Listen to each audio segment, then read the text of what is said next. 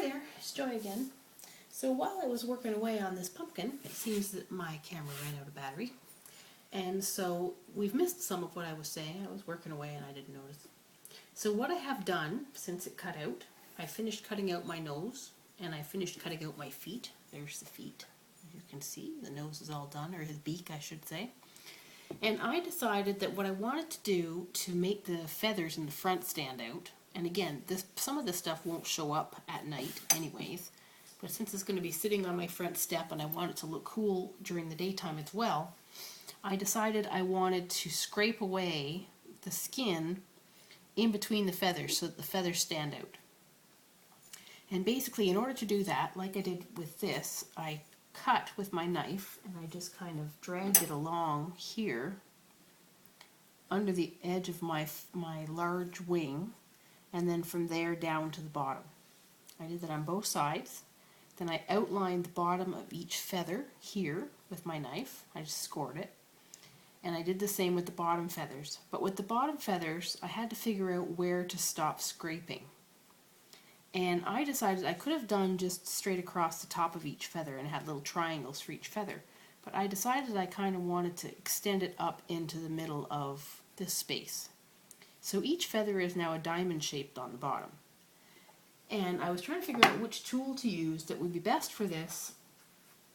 And I thought about, this is my zesting tool, and it has little holes along the top with a fairly sharp edge. It's meant for zesting oranges and things, or lemons or limes. And it also has a little piece that sticks up. I don't know if you can see that or not. It's a little raised area for doing a rind, like a big long rind if you want to have a curl or something. So I tried that thinking that it would work, and it did work, but only on the areas where I had enough of a curve sticking out for it to catch. So I've been using my zester. And that's what I was doing apparently when the camera stopped working. So I'll go back over here where you can see a little bit more of my head and not just a floating body. And this is basically what I've been doing. And I can guide, I can drag the zester along the edge. It works better one way than the other. And it's also full of goop, which doesn't help. But I drag it along the edge of the wing. It takes a few times to get rid of enough of the skin to see a difference in color, I guess I should say it. But as you can see, once you've scraped it a few times, you can tell what the background is and the foreground. Now the added bonus is that it's leaving little scratch marks from the zester. And that kind of gives it some nice texture. So I'm quite happy with the way it's turning out. I just have to be careful with the first couple so I don't accidentally take off the tip of my wing. Or my feather, I guess I should call it.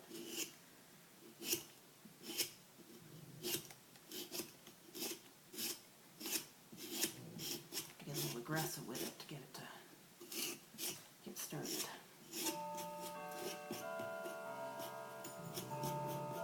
I'm not too worried about underneath the claws, the feet, because I don't think we're going to see much of it. I think since it's going to be resting like this, that part's not really that important. Now, the fun part is going to be getting this done in these little areas. I think I'm going to have to turn it upright and do a little bit at a time to make sure I don't accidentally take out part of my lower feathers, the top part of my lower feathers. But I do think this tool is working quite well for what I want. I might have to smooth out my little claw marks. And I'm making a nice mess. But I think it's turning out pretty cool. And I think it's going to show up nice. So I'm just going to work away on getting these little bits in here done. Bear with me for a couple minutes. It's probably going to be a little time consuming.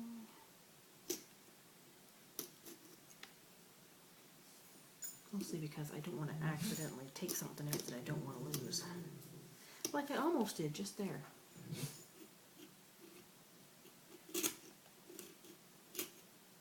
I suppose I could try using my peeler, like I did with the other one, but it wasn't that easy to control. So I think this guy's better. Maybe I'll just go along the side of each one and make a groove.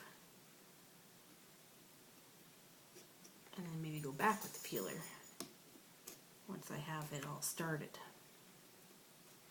We'll see. When in doubt, experiment, because you never know what's going to work out. You might find out there's a really easy way to do something that you hadn't thought of. So I have outlined the top feathers, and I'm going to kind of start digging out between the feathers, because that's fairly straightforward. I can't really screw that up too much. The part I'm worried about is the area above the bottom feather and below the top feather, because it's not a very big space, and sometimes you get digging and it suddenly goes whoosh and you take out a big chunk. So I don't want to do that. So I'm very carefully going to do the top of the bottom feathers now.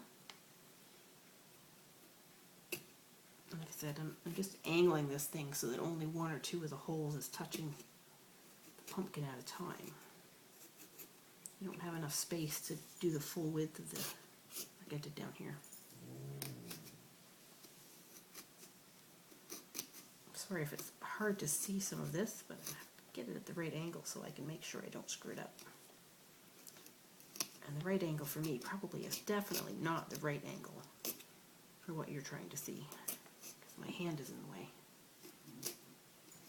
Okay, so I've got the one side more or less organized. I apologize for the horrible slurpy noises my dog is currently making. So this is so far what I've got on that side. I think it's kind of cool, but I also think that I might want to go up and carve a bit more away up here, because this looks like teeth. I'm not sure that's the look I'm going for. Not sure if I can get full diamonds for the top feathers. I want to find a way to make it not look like teeth. Oh, Tonka, stop. Such horrible slurpy noises. Horrible noises. My dog makes horrible noises. Okay. So there's my bottom feathers. I like the way the bottom feathers look. Like I said, I'm not too sure about the way the top feathers look. So I think I'm going to score a diamond in my top feathers as well, like I did with the bottom. The problem I have to decide is, where am I going to start the scraping? Do I start the scraping underneath the beak? Maybe. If I go along the bottom of the eye and then down the side of the space beside the wing, it might look like it's kind of meant to be that way.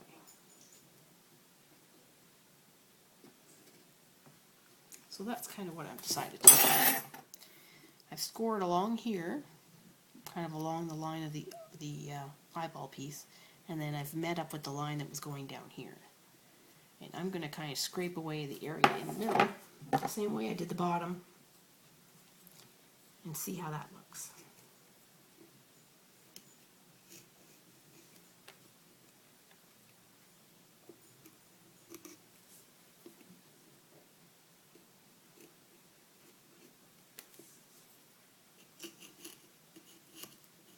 Hopefully that gives it a bit more of a feathered look and less of a jagged tooth look. Sometimes you see these things in your head and then you start and it doesn't look quite the way you expected it to look. And then you have to improvise. I'm just being rather slow and careful because I don't want to, again, take out the top of my diamond for my feather. Once I get into an area where I have more space, I can dig away at it a little more freely.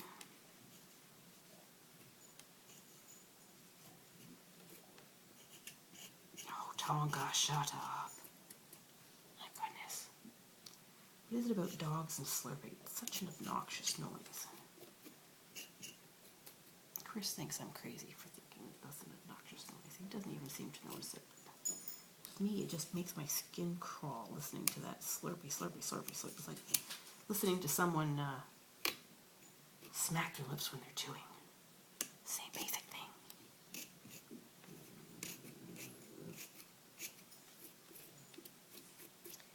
Well, it's working out not too bad. I think maybe that's going to stand out better than it did. Oops. I just about took out that feather. Stand out better than it did before it did. Before I did this, I should say. Oops. Went a little bit too far.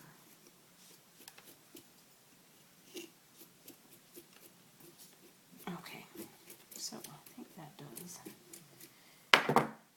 what I wanted it to do. So aside from my big mess on the table, I have this. Not bad for my little feathers, my little feathery area. The feet are done, the wings are done. I think that's about all I need. I could do a little groove in the middle of each feather, which originally was my thought. Maybe I will. Just put a little center groove, like the stalk of the feather.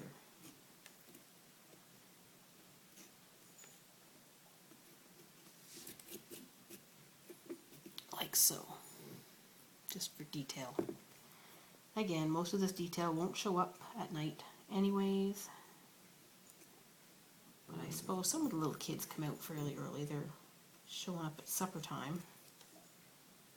So they will have a chance to see it. And I think I also want to do the groove here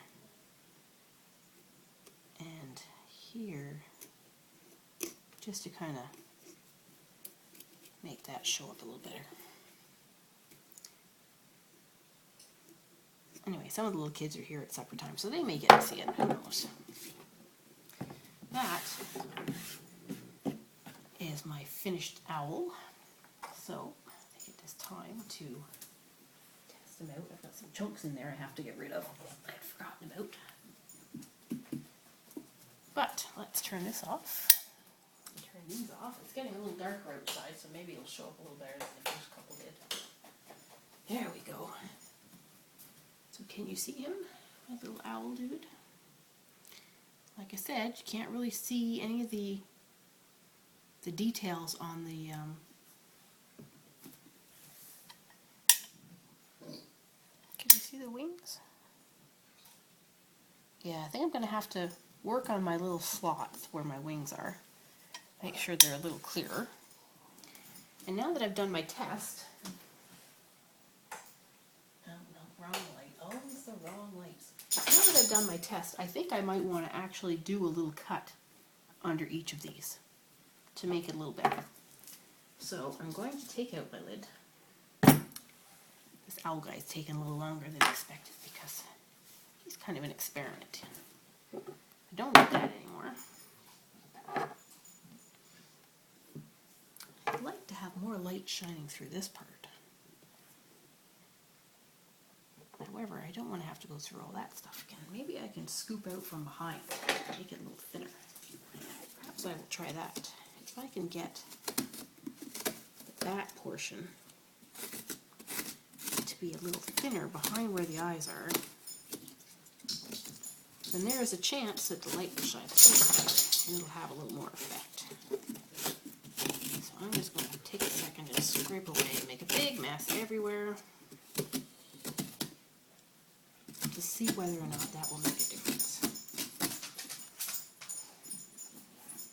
So if I feel it, just now a lot thinner in behind the eyes.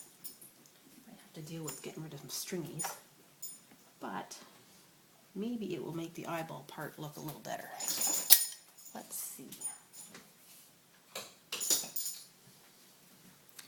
Okay, there's a little bit better. I think we could see a little bit more light around the eyeballs. Still not perfect. So I might play with that a bit more later. I don't think I will subject you to the entire thing. But I am also going to fix the wing thing. Where's my little saw? So I've decided that what I want to do is outline each feather, because the feathers showed absolutely nothing, because my pumpkin is still quite thick. So I'm just going to follow the line of the feather, like so, and cut out this area here.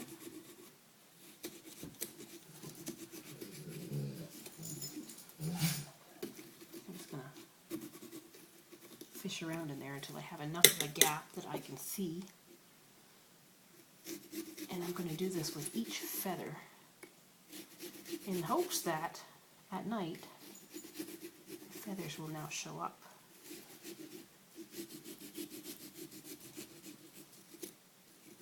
Cut a fairly good sized chunk out of that one, so that should definitely show up.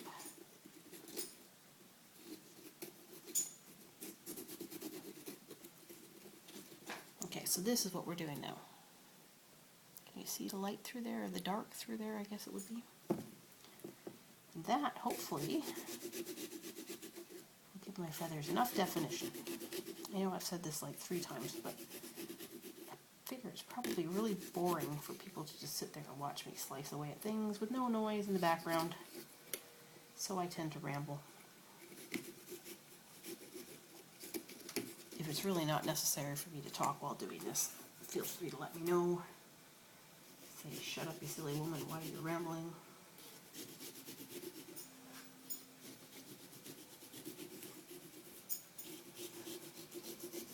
And I will shut up.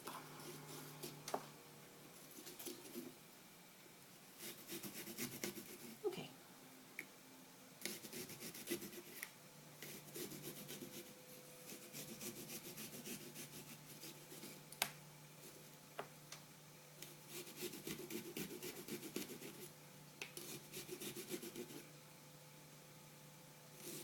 It's probably why I should call this, I call everything else pretty much adventures in whatever.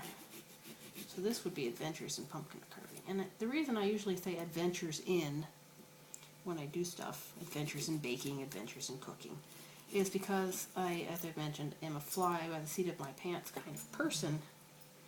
And quite often it's just I've seen a video of something somewhere or a picture on Pinterest and I'm like, I decided I want to do that. I haven't done it before, so it's always, you know, an experiment. It's something that's new and exciting, and I don't want to pretend that I'm some form of expert, because quite often I'm just trying something out for the first time as well. Pumpkin carving I've been doing for years, but still, I'm not exactly, compared to some of the people out there that are pumpkin artists, mine are usually fairly simple. But I do like to share the bits that I do know, because I find it to be so much fun, and it's a shame when people don't try something because they're nervous about trying something new or not being any good at it. And so I'm doing these videos because I basically want people to know that it really doesn't take a lot along the lines of skill to do it. So if you think that the only way you could do something like some of the other things I do, like beading or carving pumpkins or baking, I would like people to know that you can teach yourself a lot of this stuff. You can learn things, practice things, because there's no point in only doing what you already know. What's the point in already doing what you already know? It's better to learn how to do something new. Keep learning all your life. It's supposed to be good for you. Helps you ward away the Alzheimer's and all that fun stuff. So I've cut around each one, and I'm going to let my really annoying dog out here for a sec. What did it go? There you go. I suppose I've been putting off for quite a while.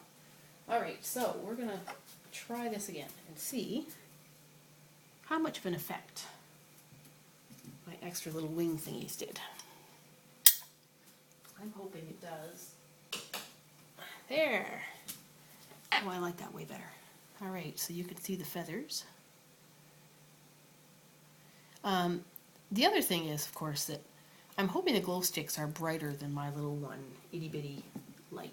It's not exactly as bright as a full candle would be, and I've had it for a while now, so it flickers, but it's not the brightest bulb in the Christmas tree string, so to speak.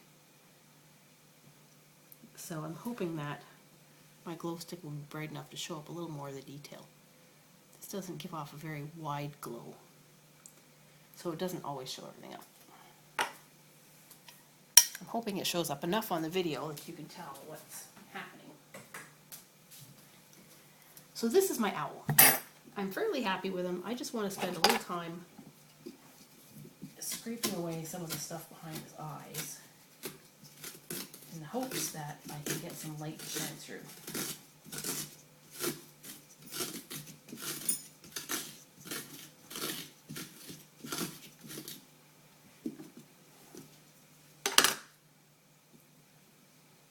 Of course, doing that is making my eye hole a little bigger. I had already carved it down a bit.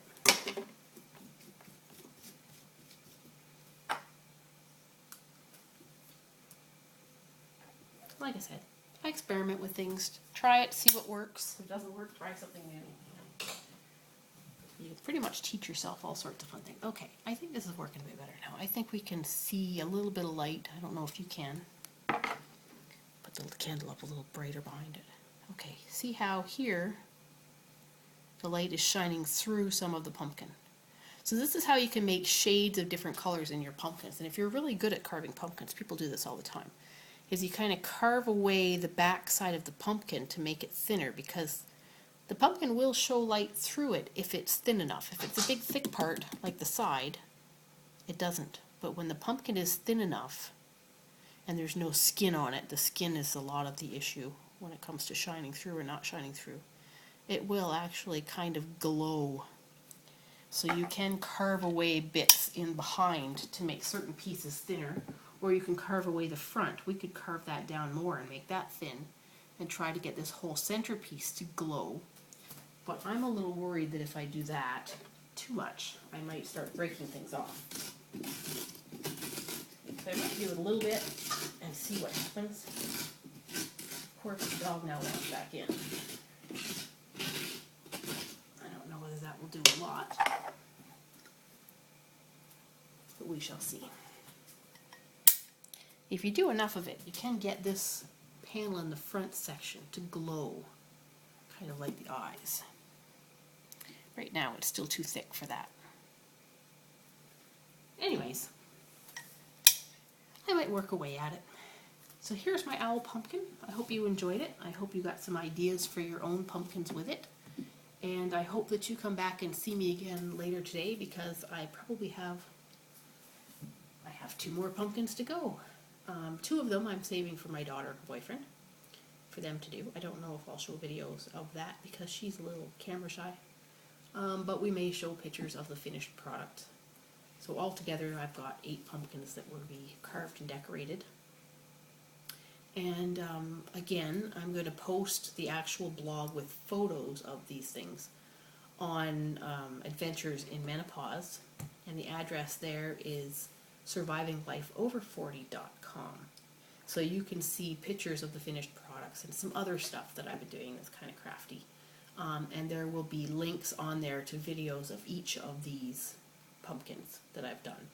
So that if you happen to come across this somewhere on YouTube, but you didn't see the other links, there are going to be 6 total pumpkin carving videos. Alright, so have a good day. Happy carving.